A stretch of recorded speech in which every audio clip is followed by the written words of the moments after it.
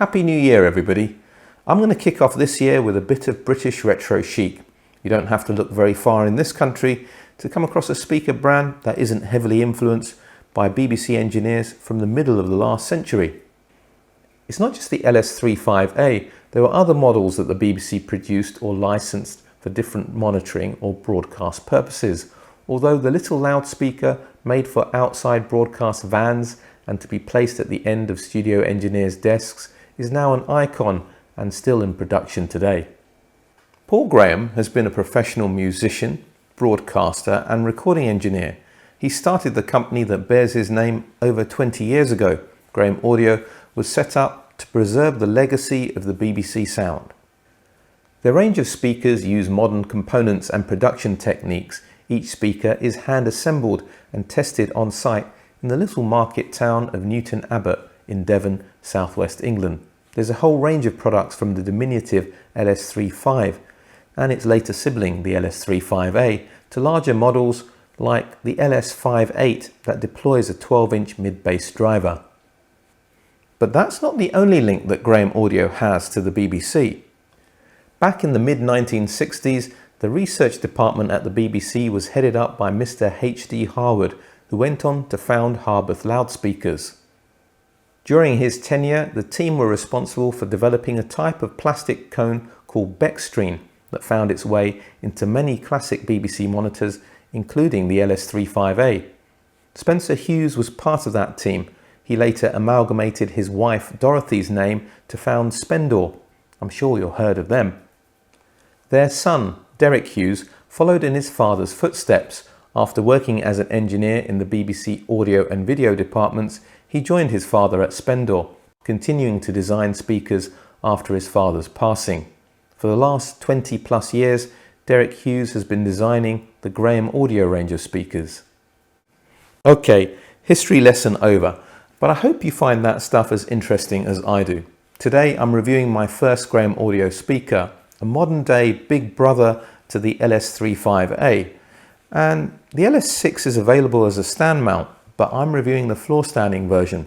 Oh yes, the building works here are finally pretty much over, and you can expect more floor standing reviews going forward. Anyway, how did I get on?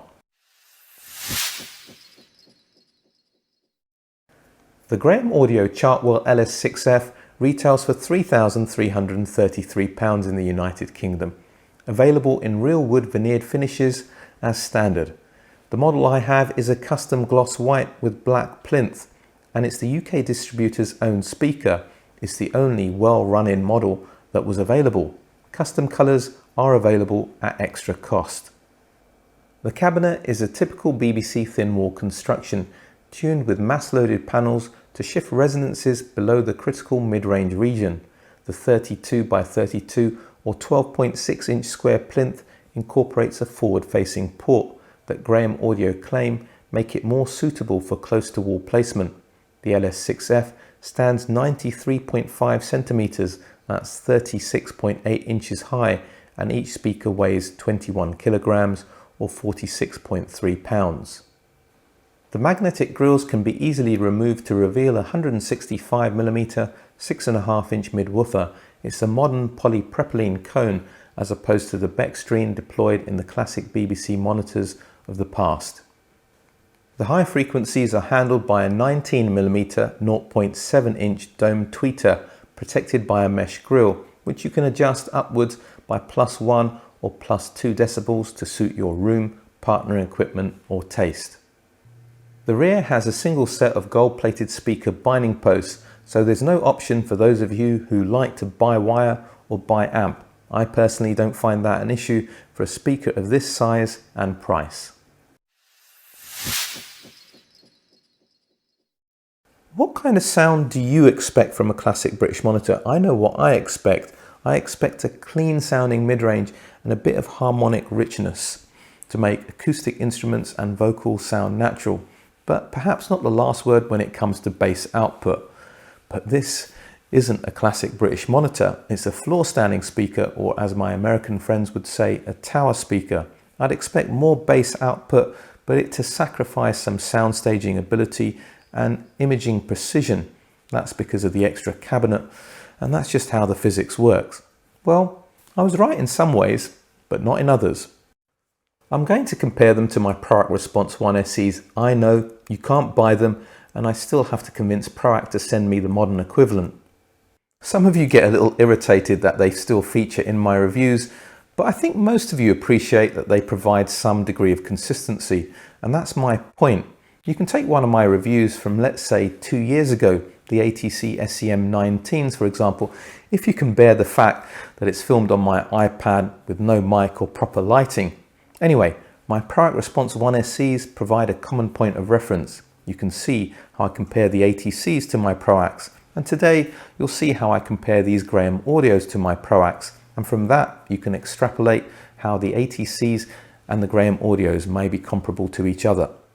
Anyway, my Proacts are going nowhere until I find something better. Right, back to the Chartwell 6Fs. They do indeed have that clarity and tonal richness in the mid-range associated with a classic British monitor, but they're not overly warm sounding. They're actually remarkably neutral, and that's a neat trick to pull off. It makes them equally as comfortable rocking out as playing a jazz number. My Proacts are more coloured in their presentation on the warm side, which makes them glorious when you're listening to your favourite saxophonist, but less comfortable when Angus Young is going hell for leather on his Gibson SG electric guitar.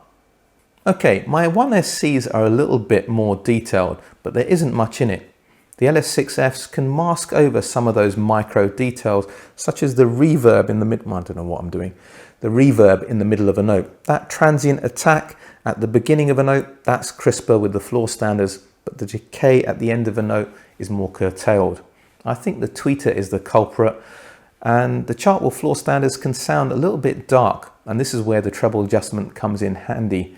You can bump it up a little bit and extract a little bit more detail, but the LS6Fs still remain behind my 1SEs when it comes to the airiness on top. Where my Proacts can't compete with the Graham Audio speakers is in bass reproduction, but perhaps not in the ways that you might imagine. This isn't a bass heavy floor stander. In fact, my 1SCs produce just as much mid-bass punch, but the LS6Fs dig down a lot further, producing lower frequencies and are much cleaner in their low-end delivery. I'm sure many of you know my feelings about the benefits of adding subwoofers. With most stand mount speakers, I'd consider it a must, but I can see many people living without one with this compact floor stander. As for sound staging, they're a little bit smaller in width and depth compared to my reference stand mount, but nowhere near what I was anticipating. And their ability to locate instruments within a 3D landscape is as good as the very best stand mounts at this price. That's remarkable given that there's a lot more speaker cabinet to contend with, which normally has a detrimental effect and ties those things down. I'm not going to contrive many comparisons as I've reviewed a limited number of floor standards in this price range, of which the Fidian Mambo 2s are the only self-standing speaker that can match the Graham Audio LS6Fs for resolution. Those speakers went back many moons ago, but my impression was that they were tonally a little bit cooler and a touch less dynamic, but perhaps a little bit more revealing on top. My room is well furnished, which brings the RT60 time down to a respectable level. That means that it isn't particularly lively, despite the fact that you might get a different impression looking at this video, and that's because when I'm filming I have to stack the furniture over there. But regardless, I still find it harder to accommodate floor standing speakers in here than stand mounts because of the extra bass energy that they bring. And in a heavily treated room, perhaps that wouldn't be so much of an issue, but this is a family space and that simply won't fly. Thankfully, I have quite a bit of flexibility when it comes to the positioning of the speaker. I can move them quite far out into the room, and I can adjust my listening position quite a bit as well because there's no back wall, so to speak. And eventually I wind up with a position where the bass response is pretty even. You may get away with the LS6Fs closer to the wall, but my fireplace precludes that. I wound up with them just over 1 meter, 3.5 feet away from the wall behind them, measuring from the front baffle of the speaker as I always do, with the speakers as far apart as I dare and towed in directly. Having the tweeters pointing directly at my ears ensured that I got the most detail out of them. Depending on the recording, I had the treble adjustment set to +1 decibels or +2 decibels. It's worth investing the time to get these speakers set up right. They're more sensitive to positioning than many speakers that I've encountered. Get it right, and I think they'll sound fantastic in rooms that most of you will consider to be small to medium sized. And they're great for those late night listening sessions when the family's in bed and you can't play too loud. I'd have them between 2 and 3 meters, that's 6 to 9 feet apart, to form an equilateral triangle with your ears. Make sure you've got suitable partnering equipment and the room isn't overly large, and in that kind of environment they'll play as loud as you dare without risking the auditory equipment that nature gave you. You'll need decent quality source equipment to make them shine. I used my Auralic Aries Mini with MCRU power supply that was feeding my newly acquired Denafrips Venus 2 DAC. I don't think you necessarily need to go as far as that. Something equivalent in quality to the Denafrips Pontus 2 will do just fine. But if you're running something at the level of the Denafrips Aries 2, it'll be time to think about upgrading. These speakers are going to let you know if your amplification isn't up to the task as well.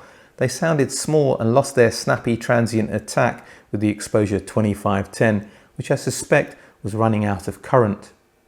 The extra current capability of the Hegel H190 showed, and this is exactly the kind of amplifier I'd use with the LS6Fs. This combination had all the grip and control you could desire. In terms of fidelity and tonality, it was a near perfect combination. There's no such thing as true perfection in this hobby. I couldn't resist hooking them up to my Exposure 21 Pre and 18 Super monoblocks. Although the soundstage opened up a bit further, it seemed to draw attention to what was missing in microdynamics and top-end extension, so I went back to the Hegel.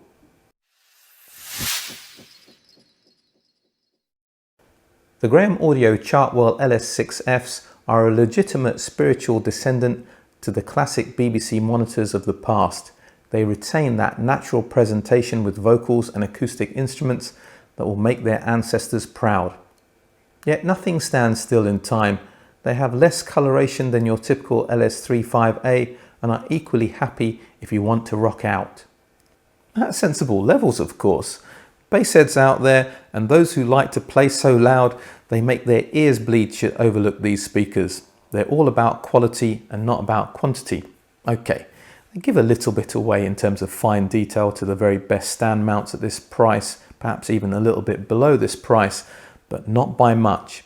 Those of you who like the idea of a classic British stand mount but are concerned that your room might be a little bit too big, or just want a bit more bass extension and don't want to add subwoofers, should be checking these speakers out.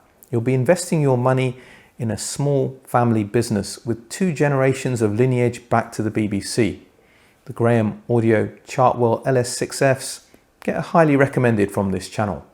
Some people think that I don't like floor standers, and that simply isn't the case. It's just a question of what you can accommodate in your space, and besides, last year floor standers were off the menu because of the building works that were going on. And that got me thinking, what are your thoughts and experiences of stand mounts versus floor standing speakers? I'd love to hear about that in the comments section. All that remains for me to say is if you like this video, you like what I'm doing with this channel, you want to see it grow and you haven't done so already, please do all that social media stuff. Check me out on Patreon for consultancy services, behind the scenes bonus content videos, as well as join the ABA Club on Patreon where we have periodic video calls. But for today, for now, British Audiophile, signing off.